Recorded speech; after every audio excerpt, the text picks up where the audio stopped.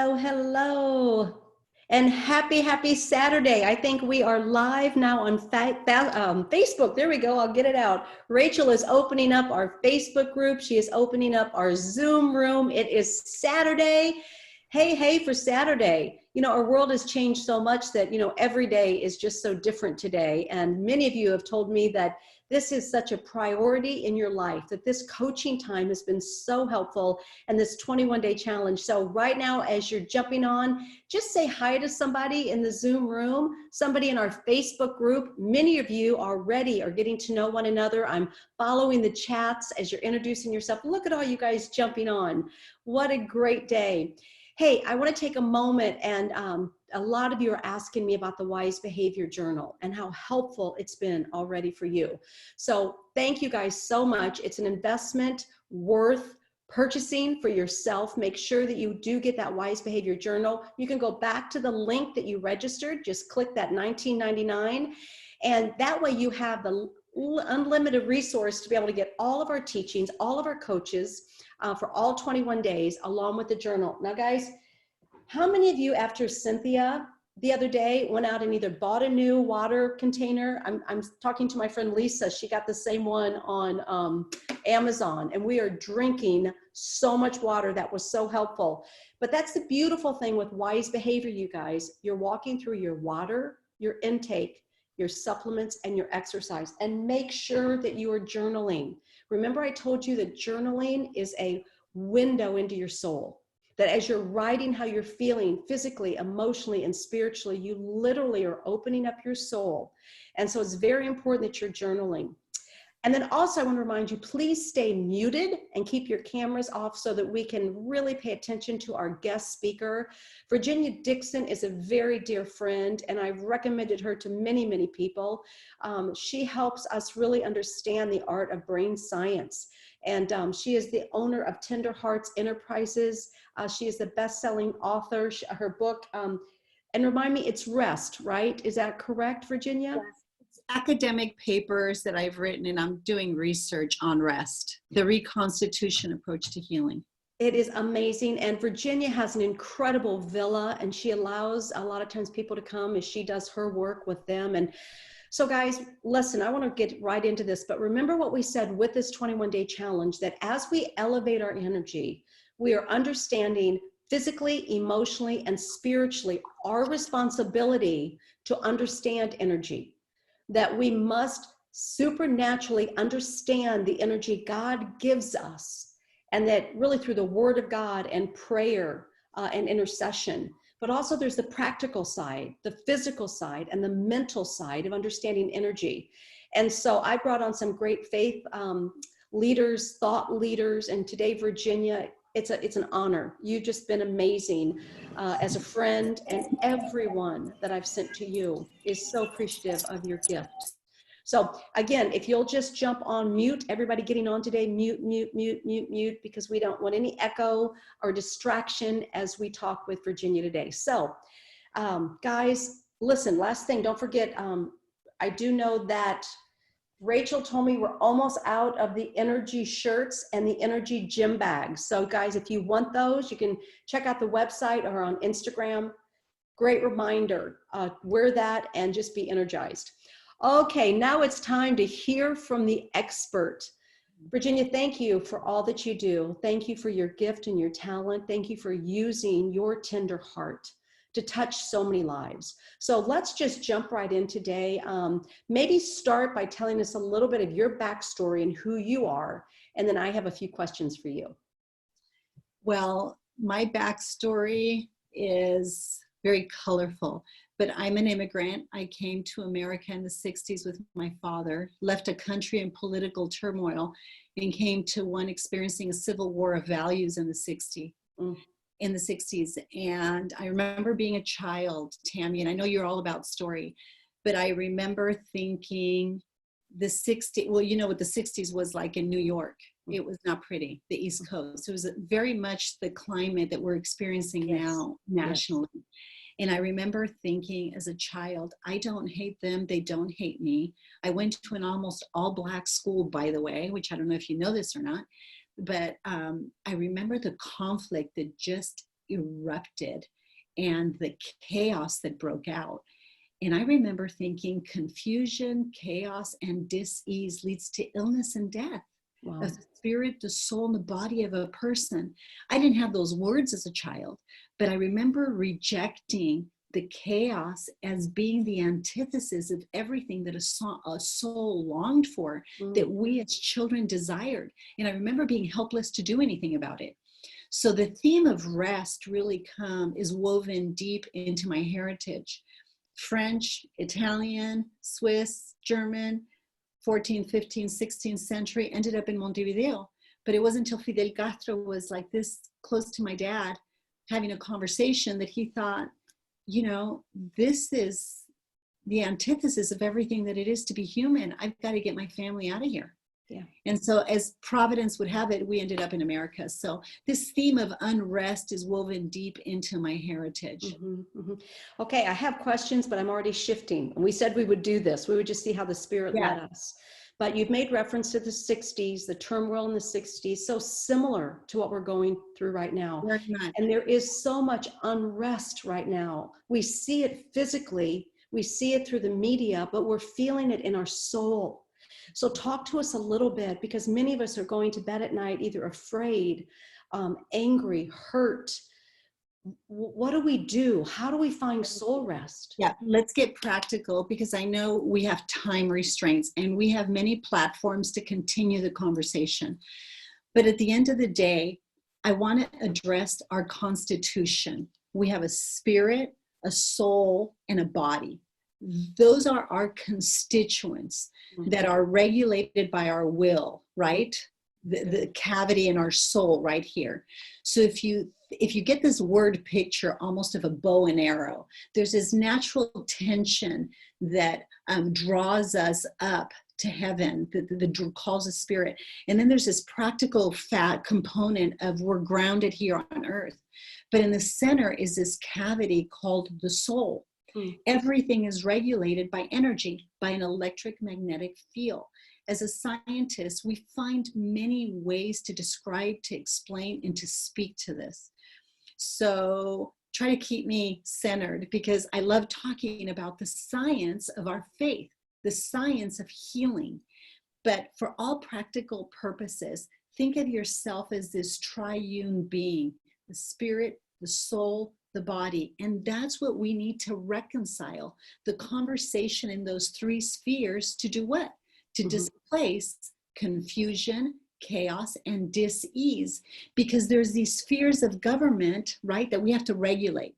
And in the most practical of ways, I thought about a definition for you to add to your definition in terms of regulating our mental energy. And I wrote, the power of mental energy is the capacity to govern, parentheses, direct, regulate, control, and restrain the conversation between these three constituents. It's the capacity not to process energy, but to govern that energy, to be intentional about what we do. Case in points, we're watching riots on the street. We're watching our inner cities burn. And forgive me if I bring in relevant themes that are happening governmentally. As you know, that's how rest emerged for me, right? Yes, in the Chesterfield story. So as we watch this civil unrest, if you will, we have to take our own pulse and say, wait a minute, what is happening in the spiritual realm to me right now? How is my soul navigating that? I want to talk about the constitution of how the soul navigates that, because the body is easy. The body is naturally processing the anxiety, the fear, and as it should. But the soul has the final word. The soul is your mind, your heart, used interchangeably, as we know, throughout the scriptures and in all of ancient literature. The mind, the heart, the will, the conscience, and the feelings of a person. How we negotiate those components of our soul determines how we can regulate that energy that's coming at us, right? Yeah. So when we see something traumatic on the news, say, wait a minute, how do I process that in the context of my own personal life? Because if not, all these crazy, chaotic, confusing things outside of us will blow us around like a feather, and we don't have anything to ground us. So we have to be careful in this era, this propaganda, this fight for our minds, that we don't forfeit the power that we have to govern those messages as they come in. Excellent, excellent. So let's Does that talk make about sense? that. Yeah, it makes sense. And everybody, we're going a little deeper today. Can you tell? We're going to challenge you to think, because this is information you need to know how to hold on to. So you're going to talk about that soul man right here. And we're going to, obviously it's the mind. You made mention of the mind. So the thought comes in. For instance, I'm here in Orange County. I'm seeing what's happening in LA County. I'm wondering, is that going to move to Orange County? Do I need to protect myself? Do I need to get a gun? Do I need to do self-defense? Before long, my mind is processing all of these. Do I need to go get more food? Oh, I better go get toilet paper. Now, this is just a practical thing. The mind is running because of fear. That's my soul man. How do I shift my thoughts? By taking every thought captive. Yeah, I'm glad you brought that, because we have to remember when we talk about the mind is not the brain. The brain processes information, but the mind is where thoughts dwell. Yeah. And those thoughts open or close the door to our hearts, right? That's good. So our minds and the constitution of our minds and how we process information has deep roots in our family of origin. I always tell people, you've got to bring this back in. You've got to bring this back in. Why? Because we know that throughout Scripture, the invitation is to come into a place of rest from the greatest leader that ever lived, the greatest philosopher, teacher, politician, whatever you want to call it. Christ was everything. The invitation was to come inward into a place of rest. And then what did he say? Come learn from me. But he invites us to bring all these internal conflicts to him. Now, how are we processing modern day events? We're really processing them according to how we attach to our families of origin. So we're giving too much power to things outside of us. We need to come in. So, and I'm going to talk about that a little bit in the other questions you gave me to process. Yeah. Does that make sense? Yes, and everyone knows, Virginia, I've asked them to take notes. We have a place for notes in the back of the Wise Behavior Journal, and I'm writing some things you're saying. So, hey, guys, that's what this is for. You need to take notes. You need to write things down, because what you just talked about was when Christ said, come unto me, all ye that labor and are heavy laden, and I will give you rest. Take my yoke upon me. And he says, enter into my rest. And I always think, I've been studying Noah recently, and God told him to enter into the ark. He said, come into the ark. God was already in the ark. That's and so right. we enter into rest, first of all, by faith, by choice, right? Because it has to be entering into his rest. And I wonder what would happen if we, instead of worrying about all the world around us, I wonder what would happen if we began to talk to ourselves. For example, we have a spirit, a soul, and a body, right? We have a narrative in our body that is generational. Our stories did not begin at home. They began in the home of the home of the home of our parents. Yeah. So, and for, loose terms, practical terms, everyone listening to us today and everyone that will listen to this podcast, they have a narrative woven into their anatomy that precedes that precedes what's happening today. Yeah. I don't want to diminish the conversation of energy because we talk about current events. I'm just using them as a reference point. Sure. So for example, there's a story, a narrative woven into our anatomy, and it extends generations. Okay. And then there's an understanding of that of a story that we live, that we experience, that we got from our families of origin.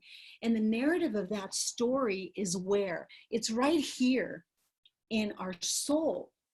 The disparity between those two narratives are what cause us dis-ease or diminish it.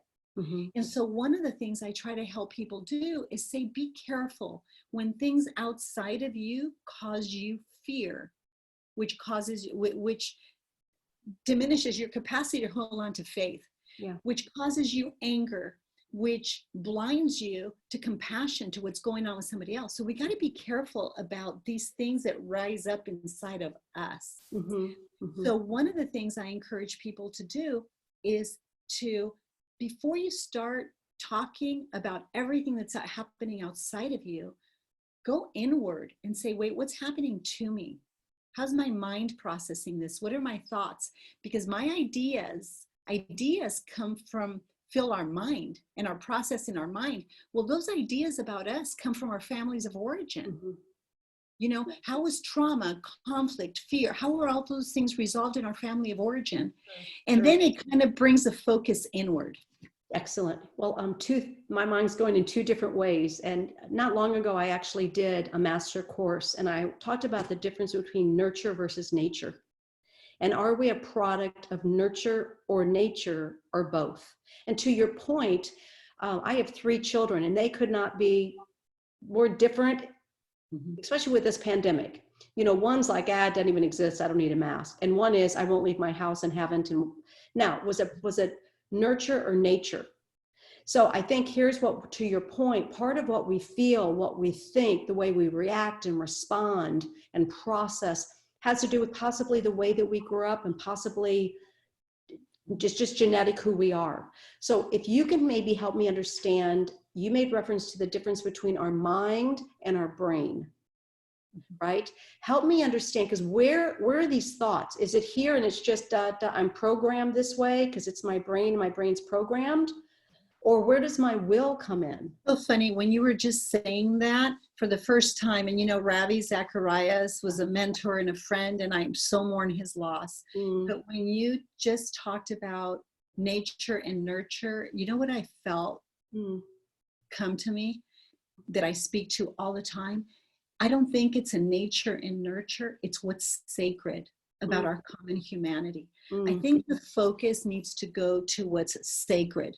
The dynamic you described in your family is happening in my family, not just about this, but of politics also and the environment. Right. And I've had to take this before God.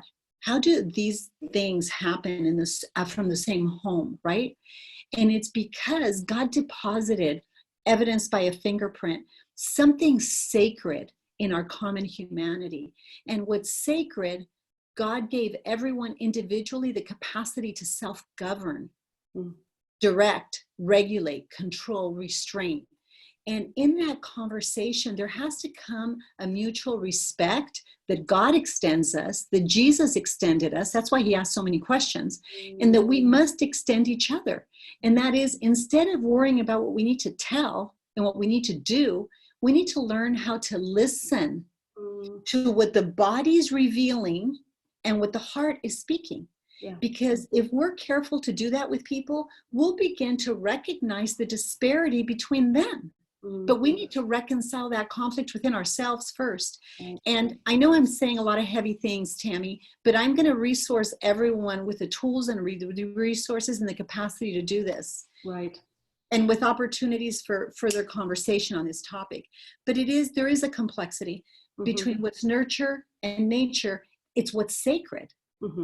That's the real conversation.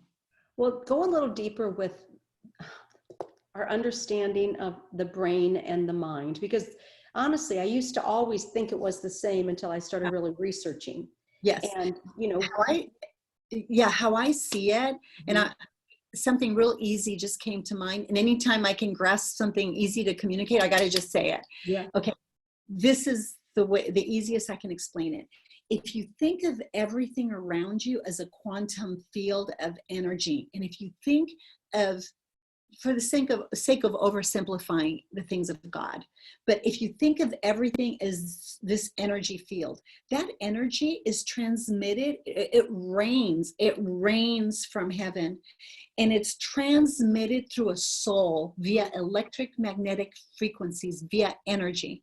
And that energy goes straight to the brainstem, into the executive function of the brain, to the temporals, to the other parts of the brain. So the easiest way I can say it is think about biblically. Can I explain it through that perspective? Because I love how God's the greatest scientist, the greatest philosopher, the greatest everything that ever lived, right? But I love to explain it in the context of our theology, because God says he reigns from heaven. Love it. He governs in the heart of man. That's why you'll often hear me talk about governmental terms like constituents, liberty, consent, because God reigns from heaven. He governs in the heart of man, and he rules and overrules in the lives of men and nations. So if you look at energy as the processing of government theology, or in the field of science, and my background's in the sciences, neuroscience, I love it because it's energy that's always coming. And what dispenses that energy? My mind, through my heart, via my conscience and will, according to my feelings. Feelings are an internal function of the heart. To give you an exact example, they emote through the brain. They're not the same things. But the problem is that we have lost the language of liberty. So that's why our freedoms become limited. For example, liberty is a function of the soul, and it determines the measure of freedom we live with. You have the liberty to get in your car and do whatever you want. But if you go 200 miles an hour down the street and you kill someone, what happens? You just lost your freedom. Nobody took that freedom from you. You gave it away. That's why my REST model is so powerful, and it helps so many people, because I immediately teach them how to self-govern. After I deal with neurological stuff that, I have tools to do that quickly, and I'm going to be mentioning them in a little bit. Okay. Hey, everybody take a deep breath. I'm seeing thumbs going up, which is beautiful. Can we get some thumbs? Can we get some thank you? Can we just, first of all, praise God that he reigns from heaven? Not only is he seated on a throne above us on high, but he literally has set up the earth and humanity to have a relationship with God Almighty. And we need to take a praise break right now and just thank Jesus. I mean, the depths. And you are so deep, my friend. You make me think. I don't want to be. I want to be practical. No, you are. I'm just thinking, but the depths of God are unsearchable. And yet the depths of God. Yes. And Tammy, if the foundations, I want to encourage everyone that's on this call and everyone that will listen to this call, if the foundations be destroyed, what will the righteous do? He says, remember that I rule and overrule in the lives of men and nations. You know what that means? This energy, this era of grace, this government rests on the shoulders of Jesus. And what did he say? Of my government, there's no end. That means that the rule of God, theologically speaking, cannot be diminished. It cannot be obliterated. It cannot be manipulated by the whims of man. And that's why I say reconciling things, concepts in our constituents. What is the governing spiritual principle that guards my life? How do I process it through my mind, my heart, my will, my conscience, my feelings? And how does it manifest in my life? There is so much we can be doing by correcting the thoughts we have that infiltrate our mind, that determine how the energy is distributed in our body. And I know that's a lot to throw at people, but I'll break it down beyond this. Well, let's, I told you 30 minutes will go quick. We have about 10 minutes left. No, we have 5 minutes left. Can you just quickly give us a couple takeaways and websites? I know that, Rachel, you're putting those in the chat that people can touch base with you, resources you have. That we've gone deep today, guys. We truly have. But I want you to hear from someone that is a specialist and she has a heart for God. So give us a couple takeaways, Virginia, and a couple links we can research. Step into a place of rest. Negativity, I wrote this down for you, Tammy. Negativity is a disruption of government. Your body, you cannot walk without balance, harmony, and coherence. Negativity, whether in people, in news, in anything, dark things are a disruption to the ecosystem that God set in place to align you to Him and help you relate to one another. That's number one. So step into a place of rest. You can go to my website. I have many occasions and events and things where you can break that down, virginiadixon.com. The second is I want to encourage everyone to visit to read the book, How We Love, and to go online and take a quick assessment. You can go to howwelove.com, and I think Rachel's putting the links up, or you can go to Relationship 180. There's amazing information. You don't need to go to a therapist. You need to think about what you're allowing to your mind to process, so it can negotiate the issues of the heart that are causing you confusion, chaos, and dis-ease. The other thing is, another great resource is Soul Hunger. It is a book that I endorsed from one of my mentors. I was honored to ask for an endorsement for this book, Soul Hunger. I can't recommend enough. I can't recommend this enough. It'll reconcile the conflict between the spirit and the soul right here.